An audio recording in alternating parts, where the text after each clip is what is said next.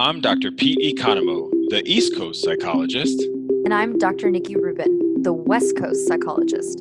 and this is When East Meets West.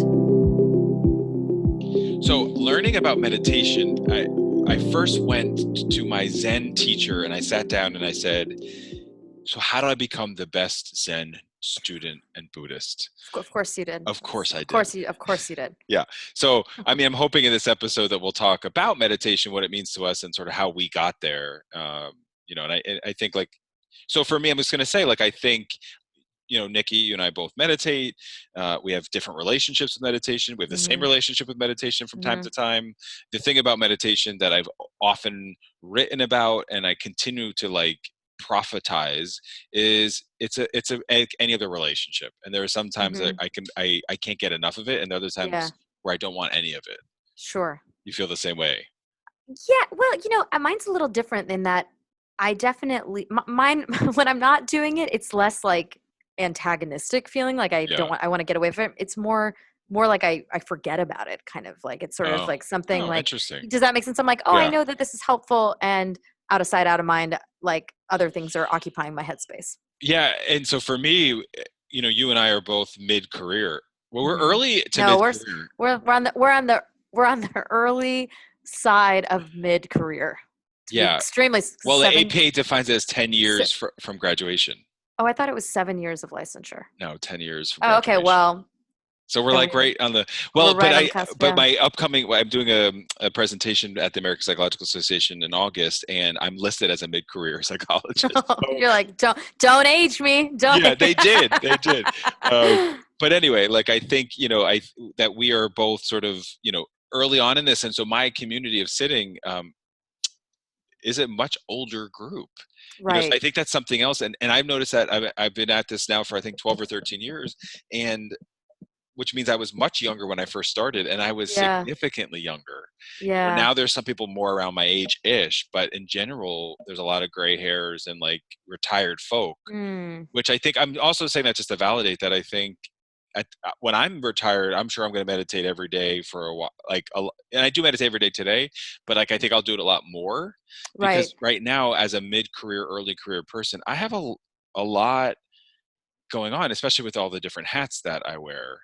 Yeah, so I think what I'm hearing in that description is that right now you don't have time to devote like an hour or 2 hours a day to meditation, right? And it's still something that you don't have 2 hours, right? To do. Yeah, that would be. I do an hour a day. Oh, you do it? Yes. Okay. I didn't realize you're doing. Oh, right. In the morning you do an hour. So you don't have 2 hours to devote. No. And you would like to devote. Well, and I don't do an hour every morning because I don't always have that. So you split it up. I split it up. So I always do a sitting in the morning and at night. So traditionally speaking, in Buddhism, within the Zen tradition, you do it with sunrise and with sunset. That's why the Dalai Lama, he goes to bed at 7 at night. Oh wow!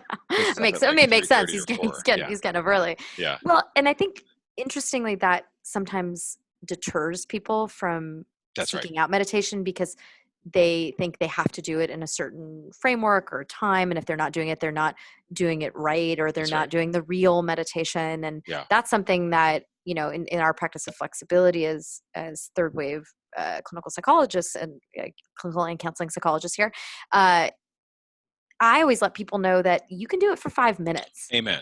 And actually.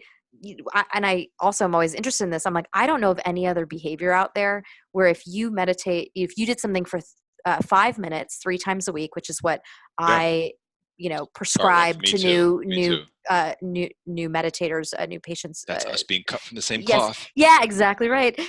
I was like, I don't know of any other behavior that can have such a significant impact. Like if your physician was like, jog for 5 minutes 3 times a week, that's not really going to do anything that impactful, right? It might get you started on the behavior. Well, that's change. my issue with mindfulness-based stress reduction. I love John Kabat-Zinn. I love MBSR, but 45 minutes a day. Yeah, it's a long time. That's what they, during the 8 weeks, 45 minutes a day plus those groups. It's a big commitment. And so I think, but that being said, it works. It hands down works. And so we can sort of look at it as what's workable for somebody, right? Exactly. So that's why you and I are flexible. We'll create that. Yeah. Yeah, we'll create that. Well, and I also think people, should be aware that mindfulness meditation isn't the only type of meditation out there. That's Right. what, Pete obviously is a Zen practitioner. I came to mindfulness through Western psychology, which actually draws from Zen Buddhist traditions. So I'm, Right. interested in the same family of treatment. But there's transcendental meditation, Sure. TM, which is like 20 minutes in the morning, 20 minutes at night. Yeah. There's all kinds of, meditation practices associated, with yoga, any of the Eastern spiritual traditions, and religions, Hinduism. There's, visualization meditations, all Yeah. kinds of stuff. If you go on, if you, do you ever use Insight Timer, Pete? Do you know Well, I that app? don't use any of the apps. But I was going to Or say there's have, also like Ziva meditation, which is something I've just mm, learned about, which is like a what is it? mantra. It's like a Oh, mantra. So so like, it's kind of like TM, like there's transcend. all these Yeah. different names for Yeah. things, and I think that's one of the things is, and so one of the things, the way I approach this clinically is let's find what's right for you. So you asked Yeah. about I think Insight is great. The Big Ten, which I'm a part of through my position Mm-hmm. at Rutgers University, just partnered up with Calm, Oh, the yes. Calm app. So like I've Yep. been using that a little bit just to kind of get, because then I'm trying to see what's out there. Headspace has obviously gotten a Yes. lot of traction. Hopefully now they'll give us ads for this podcast. Yes. They're not right now, but maybe one day they will. Yes. Yes. But seriously, like these are all. I'm so thankful that these things are out there. But I Yes. don't necessarily prescribe one to a client or an athlete. I let them find what works for them. Oh, that's cool. I, Yeah, I mean, I always like give people a starting place of ones that you're nice. You're nicer than me. That's why. I don't know if that's true, but It's totally true. maybe it's true. Actually, maybe Yeah, that's true. Maybe that is true. Actually, it is. yeah, Yeah, just because I think people can get overwhelmed these days because yeah. my like meditation and mindfulness probably specifically is kind of like sexy, these days. Which again, It it is. totally It's is like kind of like sexy. sexy. People like know about it. I mean, when I'm speaking to a prospective patient on the phone and Yeah, I'm doing a consult and I'm explaining about how I work, it's so interesting how I do that now versus, new patients like 10 years ago. It's like people know. Most people I yeah, talk to have like tried something, they've, even yeah. at work, some people are like, oh yeah, we had somebody come in and lead a People are definitely mindfulness. more informed, 100%. Yeah, Oh yeah, yeah, oh my god, the work thing. Yeah, like how many people yeah. were there like, "Oh yeah, law firms, finance, they have someone come in." And I'm always just like, "Who are these people?" I know. That's But also like, hell yeah. I'm like, yeah, amen. Exactly. yeah, It's that thing of like, yeah. who are they, and is this just like a business model that are they truly Right, giving the science and the practice, or are they right. saying like you have to do it this way or else it's not going to work, you know? Well, I think that sort of leads me to this thought that I've had before that I Yeah. get really bummed out when I read things about companies bringing in meditation because it's to increase productivity Right. because of the impact on, Yeah. improving attentional and Uh, functioning. blah blah blah. No, just kind I of like, hear you. I hear you. yes. And it's like then the focus is outcome based again. And the whole Yeah. point of meditating is not to focus on the Is outcome, to let go of outcome. I know, and you Yeah, and I both know that all of us come to it because we were looking at decreasing some suffering that we've had. totally. And Yeah. honestly, like that, I talk to my teacher a lot about that because I think sometimes, in particular, thinking about some of my community work with the Zen community, I don't always want to like talk to people or like hear what's going on in their world. I mean, I Mhm. really like them, but when I have to like hear and feel their suffering, which is natural, Yeah. sometimes like I'm going there for my own healing. Sure. I think for me that's my work, and so Yeah. but let me like let's step back. So I started off this episode by saying like I went to my teacher saying like, hey, let me become the best person. Yes. So in the Zen tradition, it's all about silence. So that's also my issue with some of these apps Oh, is that right, there's of a lot of course. guided stuff, music. Totally. Yeah. We are all about silence, and for me, I've become so accustomed to that where I that's the part that I desire. Like The when quiet. I do like when I know I just can't get enough of the cushion. Like I just want to get on my zafu and Mm. zabuton. You see Mhm. the 5 cent words that we use in the meditation world. But and then it's about posture. So it's Mhm. about like making sure your spine is super Yes. straight, the crown of your head is up to the ceiling. We sit cross-legged, but you don't have to. Like sometimes you Mhm. can sit like you're, you know, Like with Virasana, like in yes, yoga, yeah, with on your knees. on your knees. Yep, you can Mhm. sit that way. It's and it's really about just following the breath. One of the things we do is we lay our palms in our hands with our thumbs touching, Mhm. because when you're sitting that with the lotus, then you're able to create one line of energy through your body. So that's another big That's piece that's important. mhm. I think one of the things I encourage is having a space that's set aside just for that. Mhm. so that you don't want to be doing that at your desk, because your desk relates to work or Mhm. homework. You don't Mhm. want to do it in your bed. You Mhm. want to do it in a place that is like specific just for this meditation. Mhm. In a zendo, that's another, we should have like a glossary for this We episode. should, yeah. A Uh-huh. zendo is just like the place, the home, I guess a church or a synagogue would be like the equivalent. There's like a plant, a bowl of water, a candle, and some incense. And so they're just representing the elements of earth and of life, Okay. right? And so this That's lovely. the bowl of water is really cool because it's about stillness and clarity. That's uh, beautiful. it is so beautiful. And so like that could be an exercise. Like you could, if you have a mantle, like just have like a bowl of water up there, maybe just look at it every so often, and that could be your meditative practice. Well, and so I love hearing about the experience in the Zendo because, for me, I'm not a dedicated Zen practitioner in the formal sense, right? Mhm. Even though, as I said earlier, the types of meditation I practice come from a Zen Buddhist tradition. Right. Sometimes I always say like I'm I'm Buddhist informed. I mean that in the most highly respectable way. That it's Absolutely. I integrate and believe in those teachings and those worldviews. Though I'm not. Um, I wasn't raised Buddhist, and I'm not in a belong. I don't belong to a Zendo like Pete does. Right. Though I think what's interesting in hearing that is that's where some people can kind of get confused about what is meditation. Like, is it a spiritual practice? Is it a religious practice? Yeah.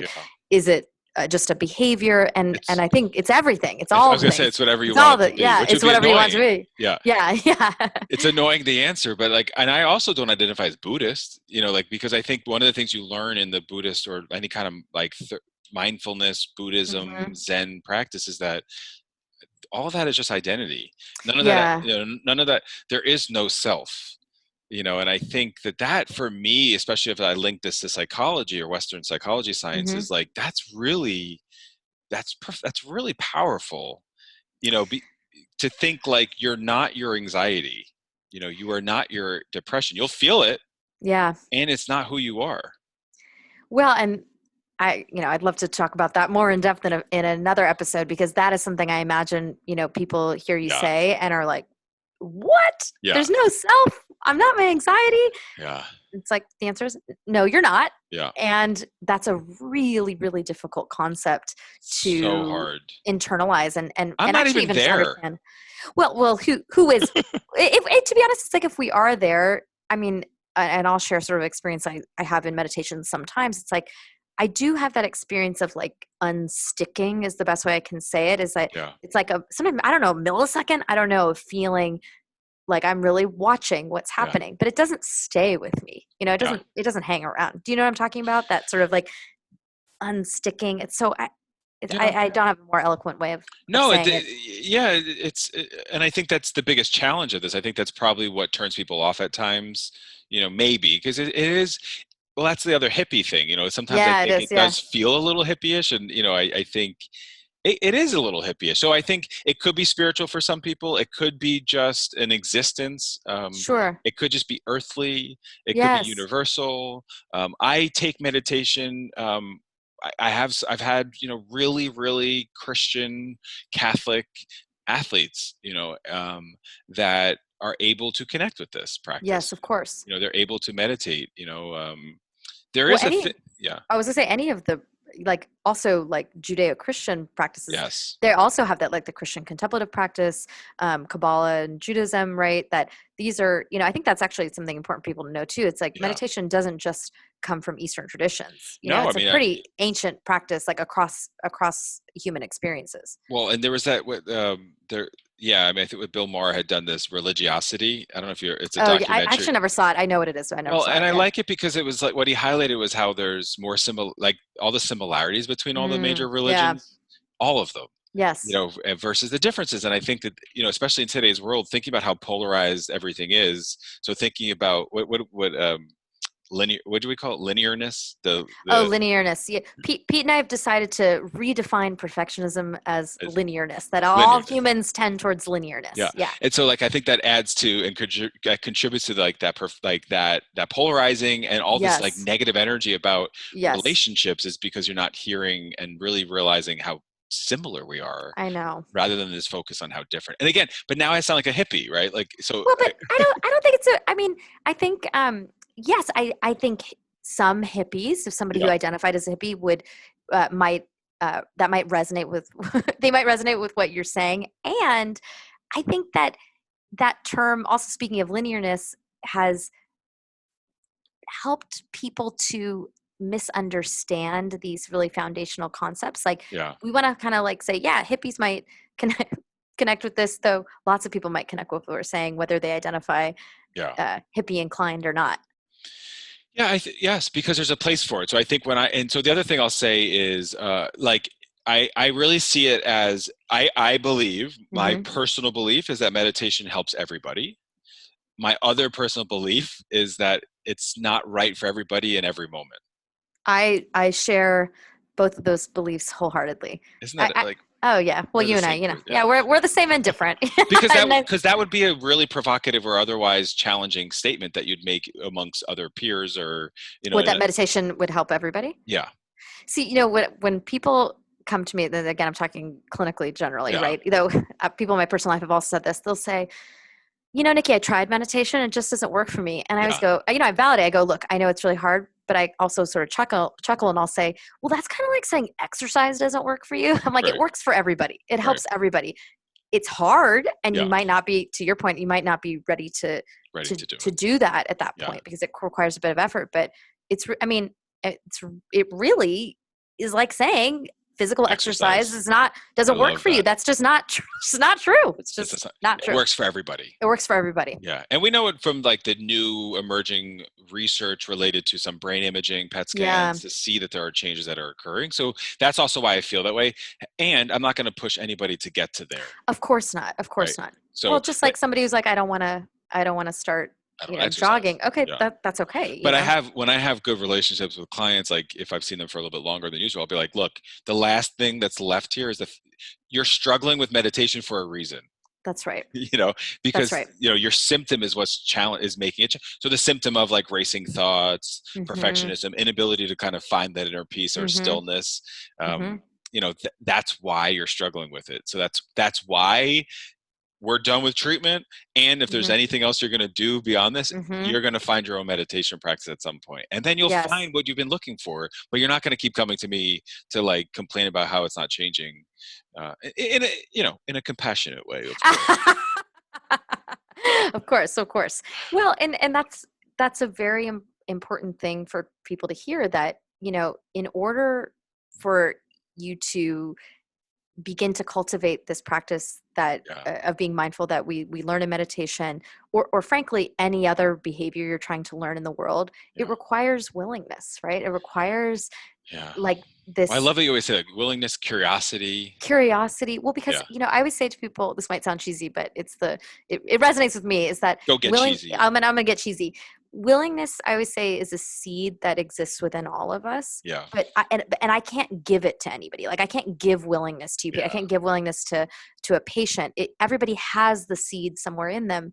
I can give people tools of or teach them like how to water it or give it sunlight. Yeah. But even then, like, you have to be willing to like find that seed and do the things that help cultivate it and grow it. And, just as humans, like, we're not always willing. Like, willingness is effort, So maybe the takeaway is go find a seed, plant it. And because I love that metaphor. And if anyone has a plant or a green thumb, that it takes a lot of cultivation, care, compassion. Find that for yourself in this practice, and challenge yourself. Like we said, maybe just a little bit here and there, but here's to meditating. Here's to meditating. This has been When East Meets West. I'm Dr. Pete Economo. And I'm Dr. Nikki Rubin. Be present. Be brave.